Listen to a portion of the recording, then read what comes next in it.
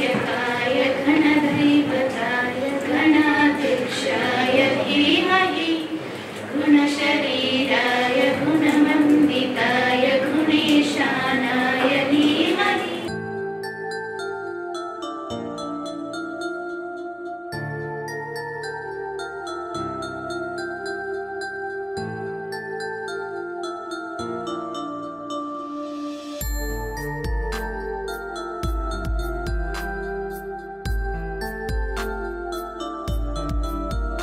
ಈ ಜೀವರಾಶಿಯಲ್ಲಿ ಮನುಷ್ಯ ಬಹಳ ಉತ್ತಮ, ಬಹಳ ಪವರ್ಫುಲ್ ಡಾಮಿನೆಂಟ್ ಸ್ಪೀಸೀಸ್ ಅಂತ ಹೇಳ್ತಾ ಇದ್ದೀವಿ. ಆದ್ರೆ ಈ ಡಾಮಿನೆನ್ಸ್ಗೆ ಕಾರಣ ಈಗಿರ್ತಕ್ಕಂಥ ಎಲ್ಲ ಜೀವರಾಶಿಗಳ ಕಾರಣ ನಾವು ನಮ್ಮದು ಮತ್ತೆ ಅವುಗಳ ಜೀವರಾಶಿಗಳು ಮತ್ತು ನಮ್ಮ ಒಂದು ಶಕ್ತಿಯಿಂದ ನಾವಲ್ಲಿ ಡಾಮಿನೆಂಟ್ ಆಗಿದ್ದೀವಿ. ಅದಕ್ಕೆ ಈ ಪರಿಸ್ಥಿತಿ ಕಾರಣ. ಅಮಂತ್ರಂ ಅಕ್ಷರ ನಾಸ್ತಿ ನಾಸ್ತಿ ಮೂಲ ಅನೌಷಧಂ ಅಯೋಗ್ಯ ಪುರುಷೋ ನಾಸ್ತಿ ಯೋಜಕಸ್ತತ್ರ ದುರ್ಲಭ. ಮಂತ್ರ ಅಲ್ಲದೆ ಇರ್ತಕ್ಕಂಥ ಅಕ್ಷರ ಯಾವುದೂ ಇಲ್ಲ. ಔಷಧಿ ಸಸ್ಯ ಔಷಧಿ ಗುಣವನ್ನು ಹೊಂದಿದ್ದೇ ಇರ್ತಕ್ಕಂಥ ಗಿಡಮೂಲಿಕೆ ಯಾವುದೂ ಇಲ್ಲ. ಅಯೋಗ್ಯವಾಗಿರ್ತಕ್ಕಂಥ ವ್ಯಕ್ತಿ ಯಾರೂ ಇಲ್ಲ. ಆದರೆ ಅದನ್ನ ಸದ್ಬಳಕೆಯಿಂದ ಉಪಯೋಗಿಸ್ತಕ್ಕಂಥ ಅವಶ್ಯಕತೆ, ಅದನ್ನ ಸರಿಯಾದ ರೀತಿಯಲ್ಲಿ ಕಾಪಾಡಿಕೊಂಡು ಅದನ್ನ ಯಾವ ರೀತಿ ಉಪಯೋಗಿಸ್ಬೇಕಂತಕ್ಕಂಥ ವ್ಯಕ್ತಿಗಳ ಕೊರತೆ ಮಾತ್ರ ಕಾಣ್ತದೆ. ಔಷಧಿ ಸಸ್ಯಗಳ ಪ್ರಾಮುಖ್ಯತೆ ಏನು? ಈಗ ನಾವು ಕರೋನಾ ಬಂದ ಮೇಲೆ ನಾವು ಈ ಅಲೋಪತಿಕ್ ಮೆಡಿಸಿನ್ ಯಾವಾಗಲೂ ವರ್ಕ್ ಮಾಡಿದಾಗ, ಯಾವುದೇ ವರ್ಕ್ ಮಾಡದಿದ್ದಾಗ ನಾವು ಈ ಆಯುರ್ವೇದಿಕ್ ಮೆಡಿಸಿನ್ಗೆ ಅನಿವಾರ್ಯವಾಗಿ ಎಲ್ಲರೂ ಕೂಡ ಯೂನಿವರ್ಸಲ್ ಆಗಿ ಒಪ್ಕೊಂಡು ಆಯುರ್ವೇದಿಕ್ ಔಷಧಿ ಎಷ್ಟು ಪವರ್ಫುಲ್ ಅಂತೇಳಿ. ನಾವು ಇದ್ದಷ್ಟು ವರ್ಷ ನಾವು ಯಾರಿಗೆ ಯಾವ ರೀತಿ ಉಪಯೋಗ ಆಗಿ ಬದುಕ್ತೀವಿ, ನಮ್ಮಿಂದ ಪರಿಸರಕ್ಕೆ ಏನ್ ಕೊಡುಗೆ ಅನ್ನೋದನ್ನ ನಾವೆಲ್ಲ ಥಿಂಕ್ ಮಾಡ್ಬೇಕು. ತುಂಬಾ ಜನ ಪರಿಸರದ ಬಗ್ಗೆ ನಾನು ಮಾತಾಡ್ತೀನಿ, ಎಲ್ಲರೂ ಮಾತಾಡ್ತೀವಿ. ಆದ್ರೆ ಈ ಒಂದು ಕಾರ್ಯಕ್ರಮದಲ್ಲಿ ನೀವು ಯುವ ಪೀಳಿಗೆ ಜನಾಂಗದವರಿದ್ದೀರಾ, ಮತ್ತೆ ಬಿಎಂಸಿ ಅವರು ಬಂದಿದ್ದೀರಾ. ಬಿಎಂಸಿ ಅವರ ಪಾತ್ರ, ಸ್ಥಳೀಯ ಸಂಸ್ಥೆಗಳ ಪಾತ್ರ ಇದ್ರಲ್ಲಿ ತುಂಬಾ ಮುಖ್ಯವಾದದ್ದು ನಮ್ಮ ಒಂದು ಮೀಡಿಯಾ ನಲ್ಲಿ. ವನೌಷಧಿಗಳ ಬಗ್ಗೆ ಒಂದಷ್ಟು ಚರ್ಚೆ ಮಾಡೋಣ. ವನೌಷಧಿ ಅಂದ್ರೆ ವನದಲ್ಲಿ ಸಿಗುವಂತ ಔಷಧಿ ಅಂತ ಒಂದು ಅರ್ಥ ಬರುತ್ತೆ. ಆದ್ರೆ ವನೌಷಧಿಯ ಪದನೇ ಸರಿಯಾಗಿ ಅರ್ಥ ಮಾಡ್ಕೊಂಡ್ರೆ ವನವೇ ಔಷಧಿ. ಇವತ್ತಿನ ನಮ್ಮೆಲ್ಲಾ ಸಮಸ್ಯೆಗಳಿಗೆ ವನವೇ ಔಷಧಿ. ಪರಿಸರ ಮಾಲಿನ್ಯಕ್ಕೆ ಉತ್ತರ ಏನು? ವನ. ನಮ್ಮ ಮಾನಸಿಕ ಒತ್ತಡಗಳಿಗೆ ಉತ್ತರ ಏನು? ಮತ್ತೆ ವನ. ನಮ್ಮ ಆರೋಗ್ಯ ಸಮಸ್ಯೆಗಳಿಗೆ ಉತ್ತರ ಏನು? ವನ.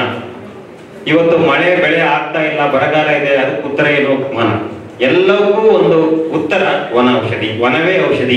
ಜೈವಿಕ ವೈವಿಧ್ಯ ಕಾಯ್ದೆ ನಮ್ಮಲ್ಲಿ ಬೇರೆ ಬೇರೆ ಕಾಯ್ದೆ ಕಾನೂನುಗಳಿದೆ. ಹಾಗೇನೆ ಈ ಜೈವಿಕ ವೈವಿಧ್ಯ ಕಾಯ್ದೆ ಅನ್ನೋದು ಕೂಡ ಒಂದು. ಇದು ನಮ್ಮ ಸುತ್ತಮುತ್ತಲಿರುವ ಜೀವ ವೈವಿಧ್ಯತೆ. ವಿಶೇಷವಾಗಿ ಇವತ್ತು ಇಲ್ಲಿ ಆಯುರ್ವೇದಿಕ್ ಕಾಲೇಜಿನ ವಿದ್ಯಾರ್ಥಿಗಳಿದ್ದೀರಾ. ನಿಮ್ಮ ಆಯುರ್ವೇದಿಕ ಈ ವಿಜ್ಞಾನದಲ್ಲಿ ಬಳಸುವಂತಹ ಯಾವ ಯಾವ ಸಸ್ಯಗಳಿದೆಯೋ ಆ ಸಸ್ಯಗಳನ್ನು ಸಂರಕ್ಷಣೆ ಮಾಡೋದಕ್ಕೆ ಈ ಜೀವ ವೈವಿಧ್ಯ ಕಾಯ್ದೆ ಅನ್ನೋದು ಕೂಡ ಈ ಫಾರೆಸ್ಟ್ ಆಕ್ಟ್ ನಷ್ಟೇ ಬಹಳ ಮುಖ್ಯವಾದಂತಹ ಒಂದು ಕಾಯ್ದೆ.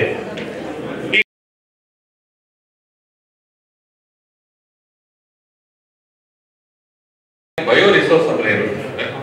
ಯಾವುದೇ ಜೀವದಿಂದ ಬರ್ತಕ್ಕಂಥ ಯಾವುದೇ ಸಂಪನ್ಮೂಲನ ಬಯೋ ರಿಸೋರ್ಸ್ ಅಂತ ಹೇಳಿ ಅಷ್ಟಕ್ಕೆ ನಿಂತ್ಕೊಳ್ಳಿಲ್ಲ. ಇನ್ ಕೇಸ್ ನಾವು ಒಂದು ಬಯೋ ರಿಸೋರ್ಸ್ ನ ಡೆರಿವೇಟಿವ್ಸ್ ಅಂತ ಹೇಳಿದ್ರು, ಅದರಿಂದ ಇನ್ನೇನು ಉತ್ಪನ್ನ ಮಾಡಿದಾಗ ಅದನ್ನು ನಾವು ಬಯೋ ರಿಸೋರ್ಸ್.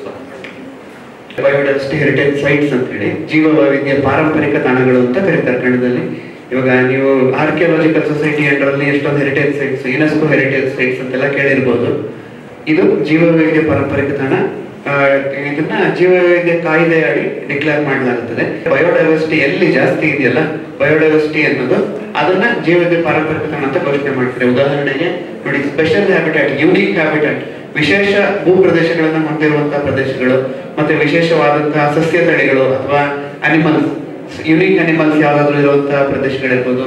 ನೀರು ಪಚೇಂದ್ರ ಆಲ್ಗೆ ಹೆಚ್ಚು ಕಮ್ಮಿ 44 ಕೋಟಿ ವರ್ಷಗಳ ಹಿಂದೆ ಪ್ರಾರಂಭ ಆಗಿರುವಂಥದ್ದು.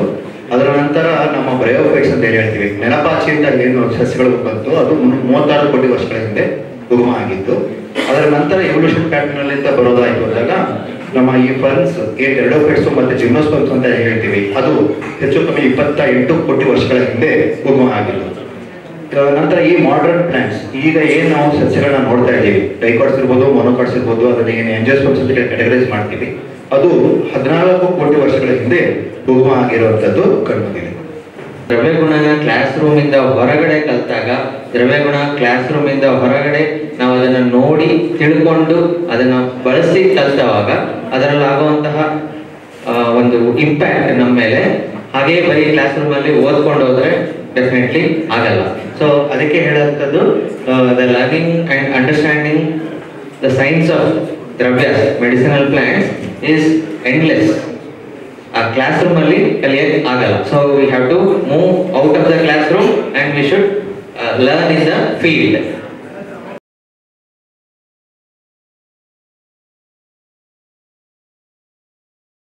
ಲಿವರ್ ಅಂದ್ರೆ ಪಿತ್ತಕೋಶ.